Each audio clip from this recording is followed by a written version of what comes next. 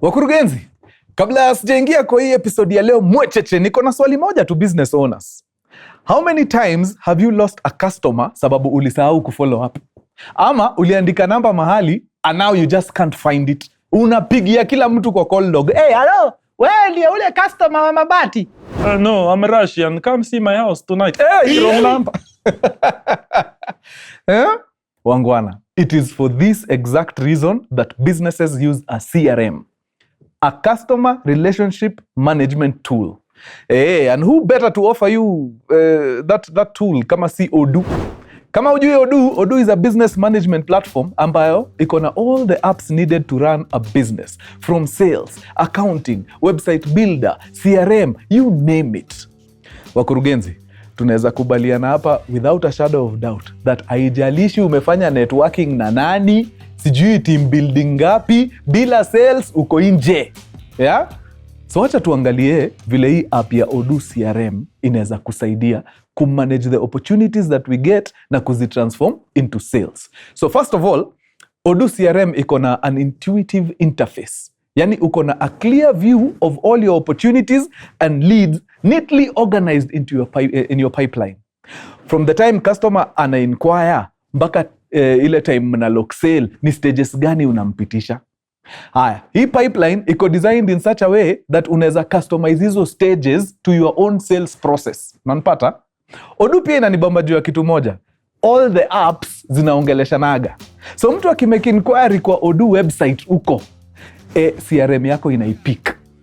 Lead ikikam through kutoka sijui kwa Odoo social media marketing, ile app ya kumanage ya social media campaigns, CRM inaanguka nayo mbaya. So unaona wana hapo kukosa leads ni wewe kujitakia.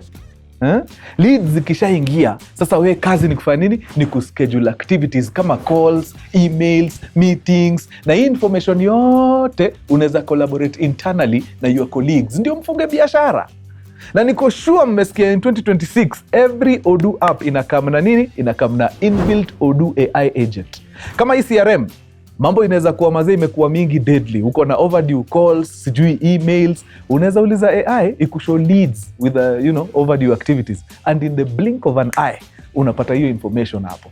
Na pia kizungu ikikuchachia, unaambia tu Odoo AI agent kuandikie email haraka upesi na kutengeneza hapo quick fast. Wangwana, hii kitu first of all kujaribu ni free, na pia ukitaka unaweza buka free meeting na an Odoo expert akupeleke na mutaratara step by step vile CRM itabadilisha sales zako. Sawa. Link iko kwa description mtu yangu, ingia pale, chungulia platform nini, panga mambo yako ya sales. But remember, if you're serious about growing your business, especially sales, you need a system. And Odoo CRM might just be the place to start. Sawa wadau. Very nice. Tuingie kwa kipindi sasa. Mkurugenzi, man, Mkurugenzi Minisodes. Na kabla sijaingia kwa hekaya ya leo, kama kawa nataka nipige bonge la shout out to our super customer of the day. And this one is none other than Beatrice Nyambura. Hello! Ama si Nyambura? Ni Nyambura, Hello, hapo sawa. Thank you very much Beatrice Nyambura. Tunashukuru sana uliingia pale ukafanya mambo proper. God bless you. Na kwa anyone else ambaye aliingia kwa hiyo site, kwanza hii siku ya Nyambura na muliingia wengi. Ilikuwa ni hatari. So tuendelee na moyo huo. Nyinyi ndio watu mmetuweka hii town. I keep on telling you that. Okay? Asanteni sana. God bless you. Na zile suit za green mchukue.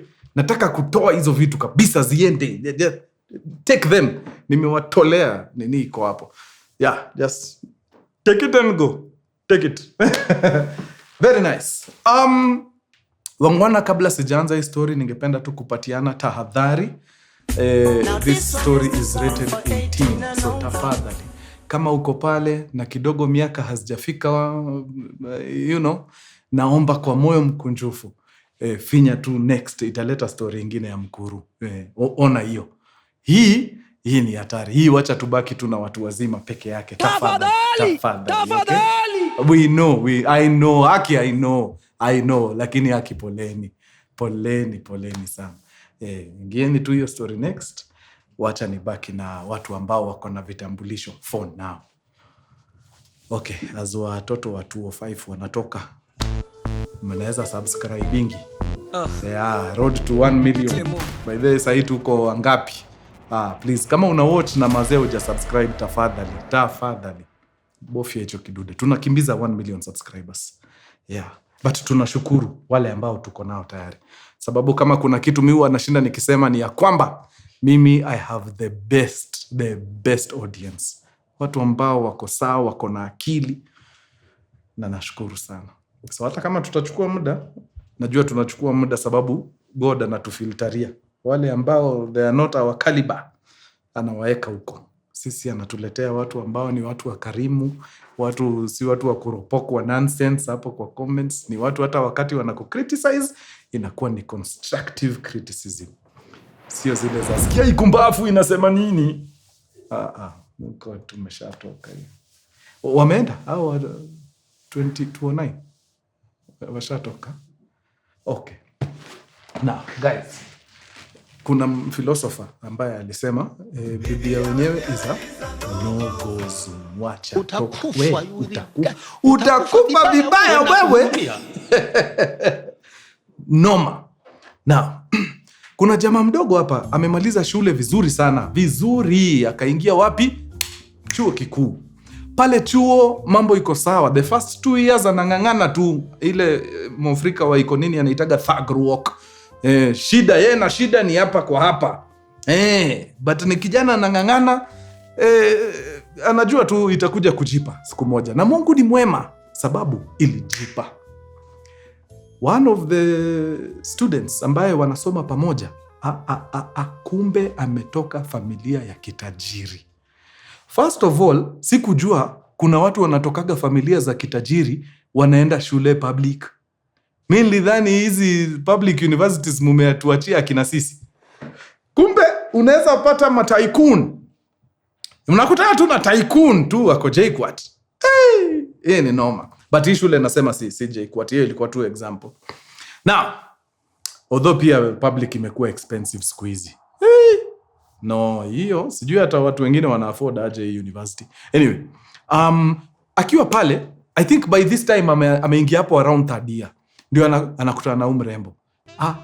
Toto pedeshe, ametoka familia ya kitajiri.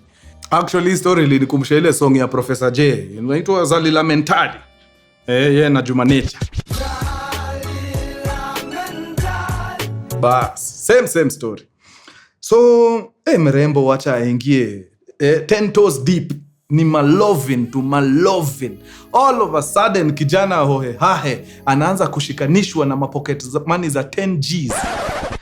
Guys, kuna watu wako na pesa hapa nje. Wacheni tu niwaambie ukweli. There are people out here who are stinking rich. Yani ni pesa ingine huwezi explain. Because how do you give another human being 10,000 shillings not every month, not every week, every day? Like alikuwa akiamka tu hivi asubuhi, kinde ishaingia. I think hiyo Mpesa message ndio ilikuwa alarm yake. Every day 10 Gs. Wewe ukiwa university, kwani wewe uko na pesa inakaa aje upatie mtu 1,300 kwa mwezi? Sababu 10 Gs per day hiyo ni 1,300. Who are you? When not? Hiyo swali nilijiuliza sana. Who are you?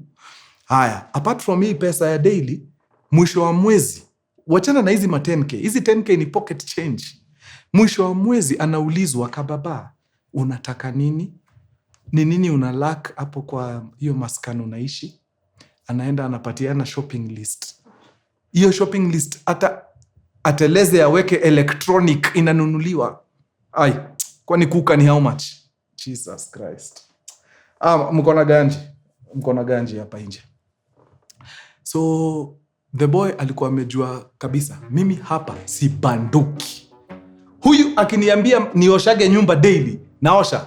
Kwani iko nini? Si tunafanyaga kazi tupate pesa. Bas, wacha niifanye tupate. Anything huyu mrembo anataka, I will be giving it to her. Sasa mpaka hata mambo ya hostel ataki, ameenda amechukua nyumba mahali Thika Road. anaishi yani kama mtu anaendaga kazi. But why not? We ni mtu unaingiza pesa nyingi kuliko watu wengi wanavaaga masuti hapa town. Wengi. So maisha swafi. Ikafika wakati mpaka unajua the thing about hizi familia za ganji wanakuwaga open na wazazi like hakuna kitu kubwa. Ebu wewe tu mtu wa Lakisama uende uambie mama yako ukiwa thadia ati nataka kukuletea demu yangu muoe. Utakula kofi wewe, rudi hostel. Unataka kuleta nani hapa na hujamaliza shule? Ndio mtuletee watoto hapa sisi tule. You must be kidding. Enda usome wewe. Huku kwa matajiri. Unasikia tu mtu anaambia mama yake, "Hey, I want you guys to meet my boyfriend." Mama yake, "Oh my God, I will cook for him. What does he prefer?" Oh my. Now, by this time wamesukuma. Hakuwa thadia, I think alikuwa anamaliza. Alikuwa hiyo mwaka ya mwisho. Ikakuwa ni sherehe. Actually, haikuwa ati hii hafla ilikuwa ya kumit Charlie, hapana. Ilikuwa kuna a family thing ilikuwa ina happen huko kwa mabazu. Sasa huyu mrembo akaona sini take advantage during this family event, nilete mtu wangu ndio hata family wamjue. So akaambia mjama wake ni aje na kubaia suti safi, yani lazima upige pamba freshi. Tunaenda family gathering yetu fulani, at least tujue watu wetu, jua hata maparo wangu, maanti zangu watariatari nini, maanko. Najua watakupenda sana. Jamaa kadai na mambo, mimi niko game. Wewe kitu yote unataka tufanye, tunafanya. So ikafika siku, jamaa akaambatana yeye na mrembo wake, teke mpaka wapi? Kwa kina huyu mrembo. Nyumba ni ya kifahari. Wale watu wanaishi kwa hoteli ile, hata si nyumba. Yani pesa iko hapa nje guys. Hai. Maze yani hao iko na pool kubwa karibu Olympic size. Pool tu. So unaweza imagine hao imekalia eka Regina tutanaje. So ameingia pale anafeel akiwa so out of place. Kizungu inabumburushwa hapo. Anasikia kizunguzungu. It's crazy because words zina move tu. So after some time akaona okay, nishajuana na waseni nini, washaanza kuingia mastori zao, wako na mpaka inside jokes zao za familia. Akasema I think this is a good time, mimi na kakanyoje kangu nitoke niende nikae pale kwa pool, sababu hapo kwa pool kulikuwa na lounge chairs fulani za kibazu za tulia. Ukiangalia tu pool ukisikia birds zikinini huko. Yani mpaka hata sounds unasikiaga kwa hizi estates ni tofauti. Huko tu ni birds. The birds are chirping.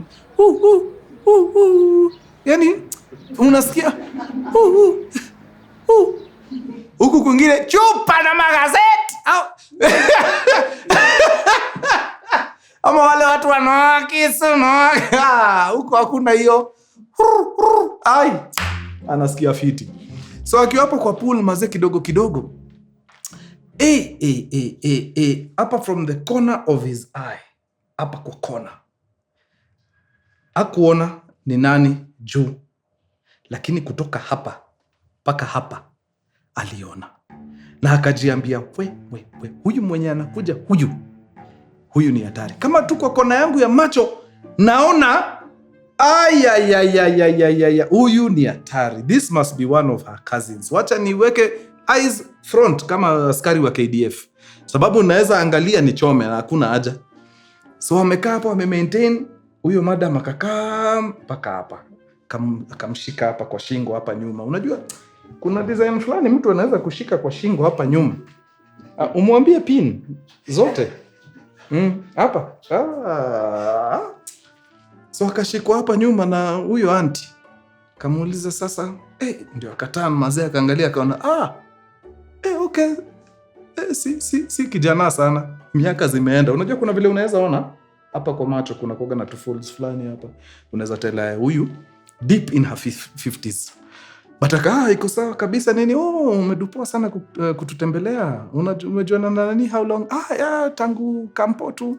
It's been like 2.5 years now. Okay. Good stuff. Nice. So here's my card nini. One of these days si hata tu catch up. Ndio hata nikujue vizuri. Mimi nataka kujua malinis wangu anaenda. Ndio tusijipate tumepatiana msichana kwa gaidi. Jamaa akasema iko sawa, iko sawa mami, anything nasema mi natii tu. Iko sawa.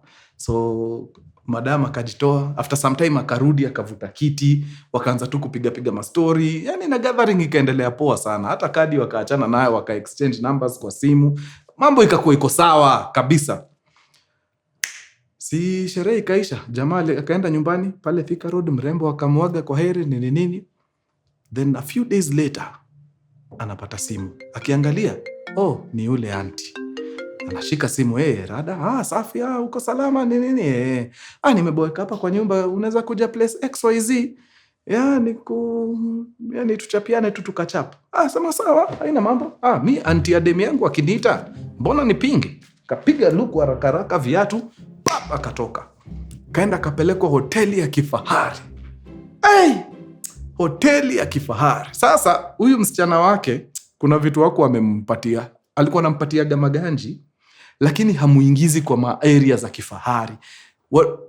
Dem alikuwa na reason, wacha nikae na huyu kwa hii habitat yake inanibamba. Na hiyo kitu nimesikiaga ati watoi wa mababi wanapendaga sana hii maisha ya thaguru huku chini. Yani muingie motuch nini. Ati hizi vitu za kifahari ashazoea, so hakuna kitu inamfascinate. But hii maisha ya mtaa inamjaza. So hii time yote hajapelekaga mjama, na vile amemshikisha maganji za So auntie ndio anampeleka mazee hoteli ya kifahari kwanza. Wewe ni mwanaume lakini bado unavutiwa kiti. So ameingia, ametulia kwanza, wameenda wameletewa mastata pale. Anashangaa, bana hiyo hoteli ni ya kifahari, ya pesa nyingi hivi na wananipatia supu ya ng'ombe na scones. Akagonga kwanza scones 3 hapo na supu. Ndio anakam kudiscover kumbe kuna makuku na maprawn na maoctopus zinafaa zifuate. But haidhuru. Mwanaume wa university kama kuna kitu hawezi mshinda ni kukula. So wakakula fiti, wakabonga nini. Then after wameshamaliza dinner yao, akamwambia sasa, wacha nifanyaje? Sasa taka uanze kuchukua mambo ya taxi saa hii. Twende na gari yangu unifikishe home, then wewe unaweza enda. Sawa, you're good. Hata pale Thika Road ndawatishia leo na gari hatari. So ndio huyo kwa gari wakapeleka mpaka sasa huko mali alikuwa kwa kina ule dem, nyumba ya kifahari. Alienda akapata replica area ingine. Yani watu wanaishi hapa nje. Huyo auntie alikuwa kwa maziwa wewe. Do you know kwanza hata between safari hapa kwa hiyo hoteli na home already Mpesa alikuwa shachekeshewa 150. Yani tu ding ding 6 figure. Anafika pale mtaa, madam anamwambia sasa mazee haina mambo na nitakuachilia tu uende, lakini mi upweke inanimaliza hapa deadly. Unajua mi hata hazi wangu hajakuaga. Niko mbaya. But kama unataka kwenda we enda tu.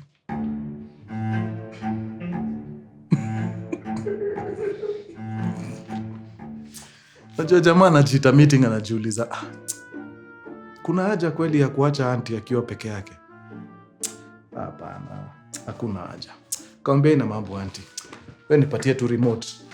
Nikae kwa hii couch, wacha nione sports. We fanya mambo yako, mimi nitakuwa tu hapa. Okay, sawa. Auntie akatoka akapanda huko juu. Jamaa akabangaiza pale kwa kiti, ana scroll tu ma channels pale DSTV. Akitafuta kitu.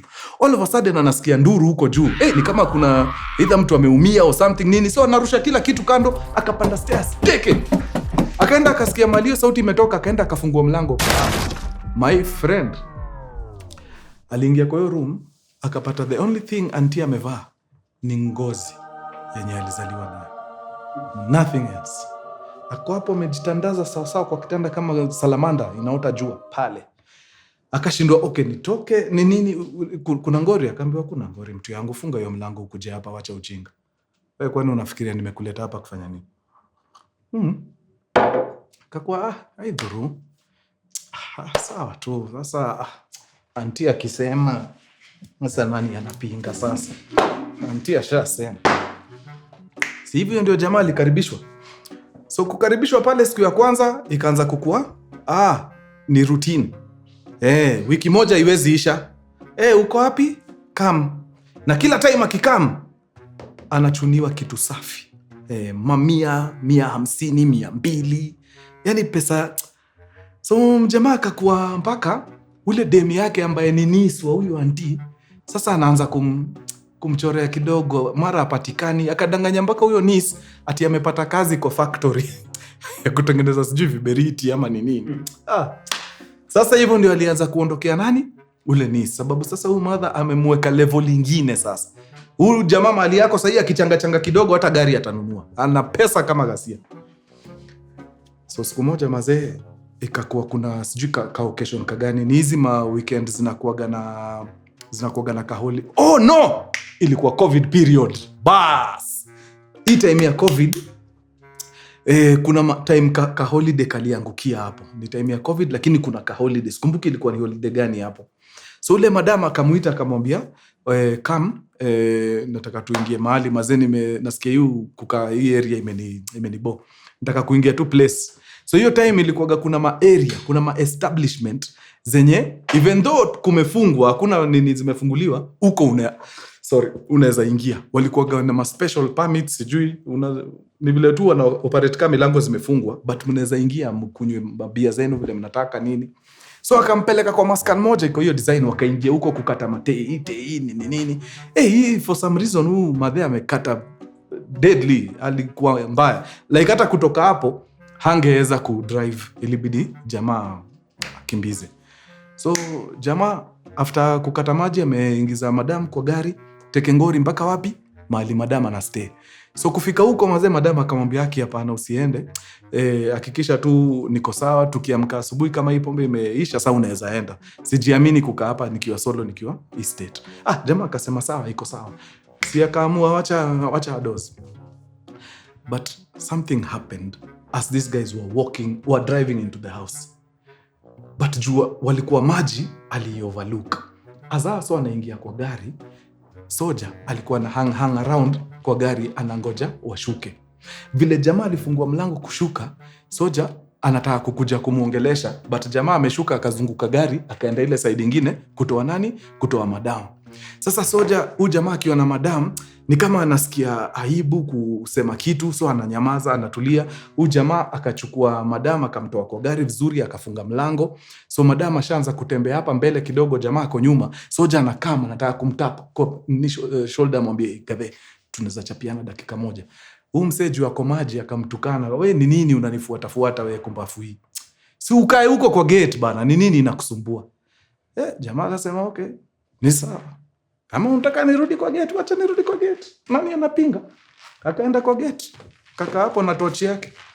Jamaa akapanda, akaingia. Kuingia, hakuna hata ni straight. Paka huko juu chumbani. Meingia huko kwanza amefunga. Kufunga, ameingia pale, wife ameshatoa, madam ameshatoa kila kitu, amerusha huko, ameshajiwekelea pale. Jamaa pia akaona, ndio hata nitafute usingizi, wacha nigonge section 2 ya katiba hapa, alafu inaletaga usingizi sawa sawa. So akaingia shughuli hapo, wakapiga kipengele. Wakiwa katikati wanasikia commotion huko chini, anashindwa kwani ni nini jo? Then kidogo anasikia stairs, akajua ile nugu ya gate ndio hii inakuja kupanda stairs hapa. Akamtuka, wewe nadi umbo wewe, unafanya nini hapa? Shuka, toka, enda kabisa.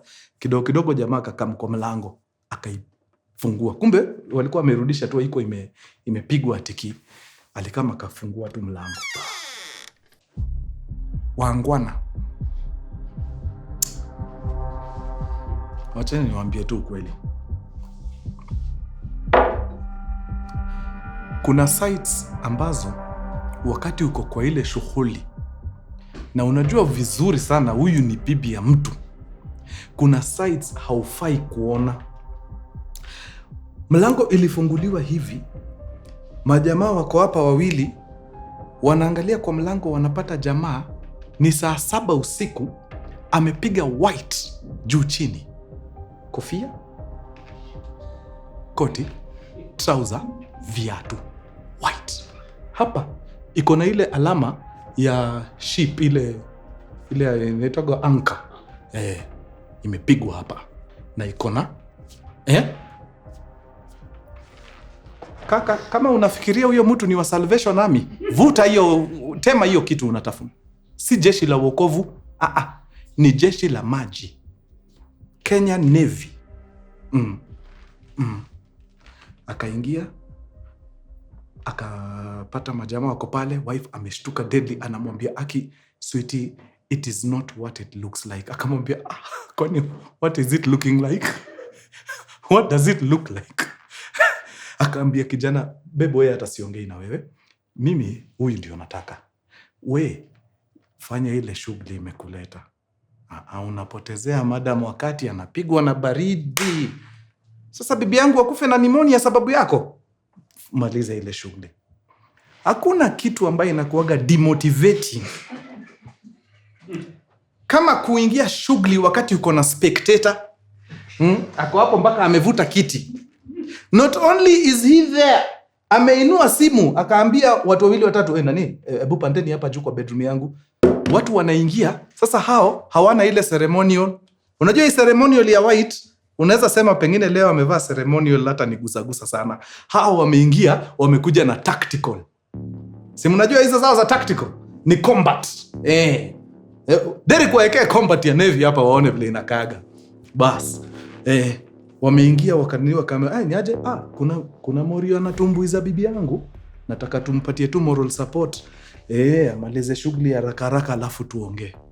Kijana akangangana akapata angalau kidogo tu ka energy kidogo tu, akasukuma hapo sekunde zake 40. Basi akasema mambo iko sawa na afisa, naomba mniruhusu nivae nguo niende. Akaambiwa kuenda naye utaenda, lakini lazima tukue na majadiliano sisi na wewe, okay? Iko sawa. Bebu uko sawa? Jifunike wewe lale. Wewe lala. Kuja. Kama. Kuja hapa. Vitu ni mbili. Ukule risasi ama ukubali kufanya tu punishment kidogo ya military. Sisi huaga na punishment si ya kukuua. Pana. No, ni kukurekebisha tu, alafu tukuachilie wewe uende. Akapiga hesabu ya kudedi akiwa 24, akaona hapana. Wacha nichukue punishment. After all, si watanifanyisha tu frog jumps na push-ups kama 300. Alafu waniambie niende. Wacha nifanye punishment. Akasema punishment. Good. Bas, tuandamane moja kwa moja, twende pale chini. Kuna kuoga na bafu ya wageni iko hapo chini. Twende hapo. Akashuka vizuri mpaka kwa bafu. Hii ndio reason nilisema watoto waende, sababu hapa kutoka hapa itakuwa mbaya. Wakaenda kwa bafu pale chini. One of the Navy guys akatumwa, akaambiwa, enda hapo jikoni niletee kifagio. Tunaona kifagio. Kuna hizi vifagio zetu za mababi, wachana nazo. Kuna ile kifagio ya ushago ile. Mnaikumbukaga? Imefungwa na blada, alafu ni tumiti tu brown. Mnatukumbuka utoto ufagio? Utapata ka ufagio kako mahali hapo, kuja nako. Akaenda pale very fast, akakuja nayo. Good. Kaambiwa, bas. Wewe sababu hii ndio shughuli unapenda, wacha tukusaidie. Unasikia ni kama nguvu imerudi? Haya. Fanya mambo yako, urudi 100. Nataka urudi wima, usimame tena wima. Assume unataka kuingia round nyingine. Wangwana, hakuna kitu ngumu kama kujitafuta wakati uko na spectators. Unajitafuta, yani jitafute sasa. Nataka ujipate in the next 3 minutes because we do not have time to waste. Akajitafuta wewe. Nakwambia by the time anajipata, alikuwa amekaa. Na unajua hii time unajitafuta sababu hao wamekasirika. Si ati uko hapo unasomewa story time. Ni vita unakula. So vile alijipata vizuri kabisa. Akaambiwa sasa, nataka ndio nikuwe sure umejipata, lazima nipime. Nione kama imefika at least 5 inches. At least. Na kumbe hao watu wa Navy ni hatari. Anaweza angalia tu na macho hivi aseme yes. Hii iko around 5, iko sawa. Haya, leta hiyo kifagio. Akachukua hiyo kifagio, akakata 7 inches. 7. Na akapima vizuri mpaka akaiweka hapo side by side. Kaona ni 7. Very nice. Kuja hapa. Kula sweep chini, shikwa mikono huko, huyu mwingine shika miguu. Ule jamaa wa Navy akashika mashine sawa. Anafanya kama ile kitu ya litmus. Unakumbuka ile kitu mlikuwa mnapima nayo litmus? Sasa anataka alikuwa anaitwa nani ule jamaa wa darts? Aliweka bullseye, yani hatari. Alikuwa anaitwa Munywa. Ndani. Wangwana wachaneni na bibi za watu. Wacha. Let me tell you, by the time hizo nchi 5 zilikuwa zinaingia, hakuna nduru huo jamaa hakuwa amepiga. Then after wamemalizana naye wakamwambia toka uende, sababu in the next 5 minutes tukikuona hapa unaenda, ni risasi. Alitoka vile alikuwa, uchi wa mnyama na akona kijiti. Sasa hiyo ni mpaka hospitali atolewe. Sidhani kuna mtu anaweza ivuta tena aitoe. It's crazy. It's crazy. Alikimbia akatoka nje ya gate, akakimbia kitu kama kilomita, akazirai. Kuna mtu alikuwa usiku kwa barabara around saa 10. Ndio alikuwa na sijui peleka mtu wapi, akaona mtu ako hapo amezirai. Akamchukua, akamweka kwa gari straight mpaka hospitali. Aliamka after 3 days. The damage was so intense to this very day. Hajawahi rudi 100 to this very day. Yeah. Sahi hata umweke na msichana mrembo aje, not because hataki, hawezi. It's damaged. Lesson learned. Hasa watoto wanaweza rudi. Wakirudi mwambie, wakikuwa wakubwa, mambo ya bibi za watu wacha. Good. Wacheni nifungie hapo. Imekuwa true sana, mkurugenzi. Tutaonana baada ya siku zisizopungua 3. Nyinyi ni watu wa nguvu sana. Adios muchachos. Peace. Huwezi piga story kama hiyo na ukuwe noma. Hiyo acha tu nikomee mbele. Yeah. That's